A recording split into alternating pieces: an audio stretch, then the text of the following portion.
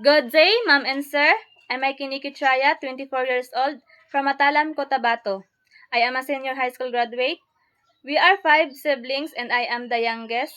This is my first time to work abroad, but I have experience almost 2 years here in the Philippines. I serve a couple family with one kid, a 6 years old girl, and I am a pet lover too. My duties and responsibilities include household chores, cooking, laundry, and go to market, and taking care one dog and a 6 years old girl.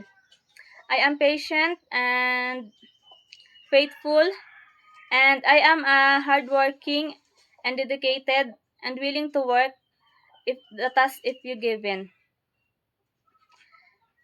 If you will hire me, I, I will do my best to do my duty, and I promise to finish my contract to work with you as long as you need me.